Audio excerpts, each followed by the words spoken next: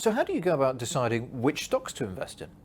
The way I think about investing in stocks is actually I don't have an interest in stocks.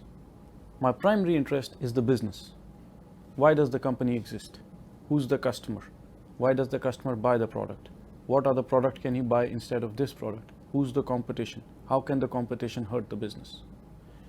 You know, I'll take an example. If I was to go and buy Colgate India, which is a listed company in India, whether I make money or lose money with this business over the next 5 years will largely be driven by how does the toothpaste market in India evolve, and within that, how does Colgate do versus Unilever, Procter and Dabur, which is the competition.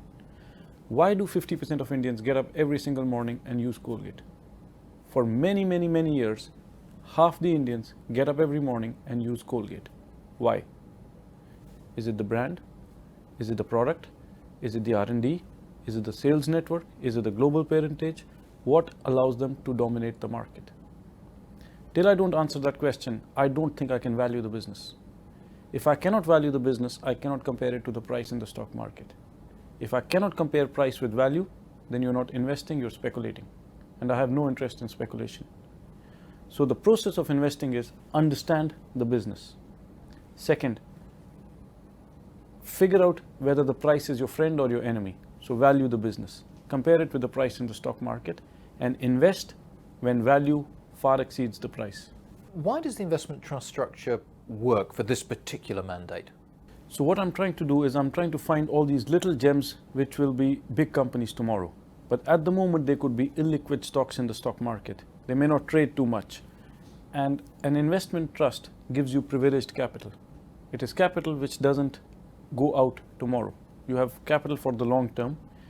And given my investment style where I'm trying to own businesses rather than rent stocks from the market, long-term capital allows me to take a longer-term view on these businesses and I can hold them as they grow bigger and bigger. So is illiquidity a particular risk for you in this portfolio?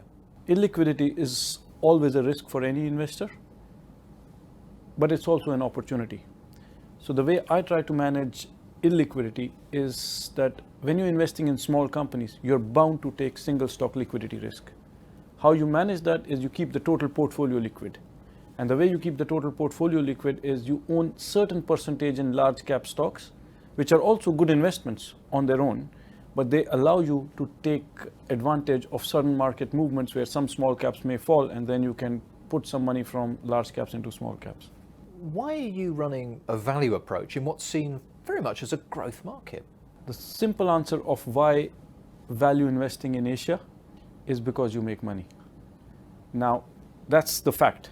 Value outperforms growth in Asia. Value outperforms growth in almost every market in the world. The intellectual justification of that is basically value outperforms growth because capitalism works. It's the basis of capitalism. How capitalism works is that when an industry is growing well or when a sector is growing well, it attracts capital and it attracts talent. When capital and talent enter a sector, competition goes up. When competition goes up, the returns go down, margins go down, profits go down, stocks go down. The exact opposite happens in industries which are doing badly, which are so-called value stocks. Industries doing badly will see capital and talent leave the industry. When capital and talent leave the industry, competition goes down. When competition goes down, returns go up. When returns go up, profits go up. When profits go up, stocks go up. So it's just the system of capitalism. I don't know a single student coming out of a university today and saying, I want to start a cigarette company. It's seen as a dead industry. And hence, all the cigarette companies make very high profit margins because there's no incremental competition. I know a lot of graduates coming out of college and saying, I want to start a technology company or I want to start a biotech company. So you see a lot of capital and talent flowing into these industries and competition will go up and returns will come down. What can investors expect from the Fidelity Asian Values portfolio? So my investment process is whenever I look at a company, I'm trying to figure out, can I make 50% returns over the next 3 years, which is roughly 15% per annum. And that's the target return I take for every stock that I invest in.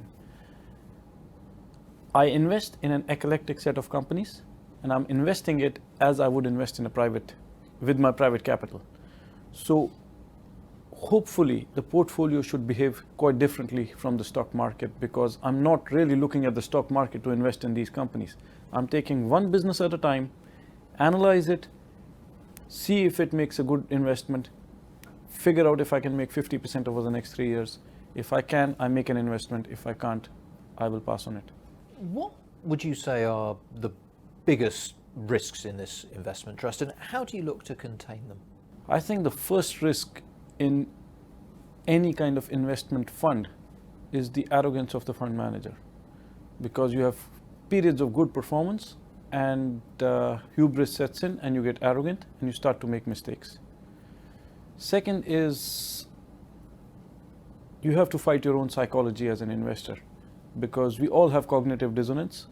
We all like to think that the way we do things is the best way, but in the stock market, doing that is very dangerous. So you have to constantly try and improve your process, become better and better.